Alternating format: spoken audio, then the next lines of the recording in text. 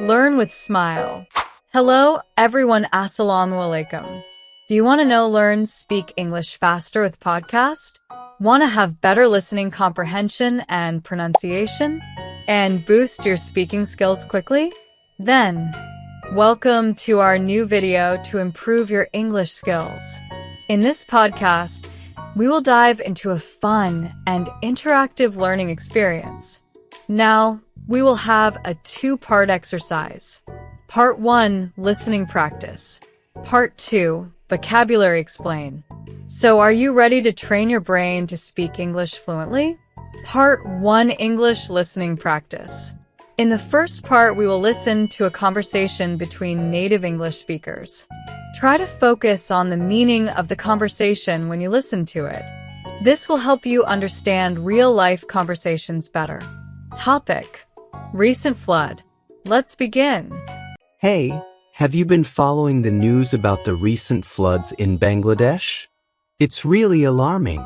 Yes, I've been keeping an eye on it. The situation seems dire. The water levels in many areas have risen dramatically, and people are facing unimaginable challenges. I mean, I saw footage of families wading through chest-deep water, trying to salvage their belongings. It's heartbreaking to watch. Absolutely. It's not just personal loss, the agricultural impact is massive. Millions of acres of crops have been damaged. This is going to affect food supply and prices in the coming months. That's a significant concern. Bangladesh already struggles with food security.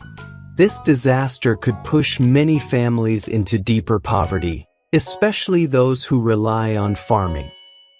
Yes, and we have to think about the long-term effects. Once the floods recede, the soil quality might be compromised due to contamination, which could affect future harvests and productivity. Plus, the infrastructure damage is extensive. Roads, bridges, and public buildings have been destroyed. It's going to take a long time and a lot of resources to rebuild. Not to mention the educational impact. Many children are missing out on school because the institutions are being used as shelters or have been damaged beyond repair. Exactly. The educational setback could have lasting impacts on the youth. The psychological toll on these children can be severe as they deal with trauma and loss. We also need to discuss the health risks that come with flooding. Standing water can lead to outbreaks of waterborne diseases, which could put even more lives at risk. Access to clean water and sanitation becomes a huge issue during and after floods. I've heard that relief efforts are struggling to keep up with the overwhelming demand. That's right. The government and NGOs are working hard, but the scale of the disaster is immense. I wonder if the resources allocated are enough to meet the needs of the affected populations. There's definitely a need for better coordination between different agencies. Sometimes, resources don't reach the people who need them most in a timely manner. Definitely. There should be a clear plan in place before disasters strike. Early warning systems and effective evacuation plans are crucial for minimizing loss of life and property. And we need to address the root causes of these floods. Climate change is making extreme weather events more frequent. Deforestation and poor land management practices also contribute significantly to this problem. Yes, sustainable development practices are essential. We should be advocating for policies that protect our environment while also considering the livelihoods of the people affected. It's a complex issue, but education and awareness can play a vital role. If people understand the importance of environmental protection, they might be more inclined to change their behaviors. Exactly. Community programs focused on disaster preparedness and environmental conservation could make a significant difference in how we respond to such crises. And we need to support local initiatives. Empowering communities to take charge of their own disaster response can lead to more effective outcomes. Agreed. I've seen some inspiring stories where communities have come together to help each other. That spirit of solidarity is crucial during tough times. It really shows the resilience of the human spirit. But it's important that we don't just rely on community efforts. There needs to be systemic support from the government to back these initiatives. Right.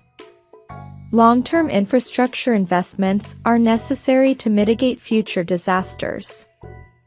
Building flood defenses and improving drainage systems could help significantly. We should not forget the role of technology. Using data analytics and satellite imagery can help in better predicting floods and managing resources effectively. Definitely. Embracing innovation can lead to smarter solutions. We also need to ensure that marginalized communities have access to these technologies. Absolutely. Inclusion is key. Everyone deserves access to information and resources that can help them during crises like this. It's a tough journey ahead, but I believe that with concerted efforts from all sectors, government, NGOs, communities, and individuals, we can make a real difference. Let's hope for the best. It's essential to stay informed and engaged. We can use our platforms to raise awareness about these pressing issues. Definitely. In our next podcast, we can discuss how people can get involved in relief efforts or support local organizations working on the ground. Great idea. Let's keep this conversation going. We need to shed light on these challenges and inspire action within our communities. For sure. See you in the next episode. If you enjoy our videos, please subscribe to our YouTube channel for the latest updates. Also, follow us on our Facebook page to stay connected and get more information. If you like this video, don't forget to give it a thumbs up. Your support means a lot to us and helps us create even better content. Part 2, Learn vocabulary.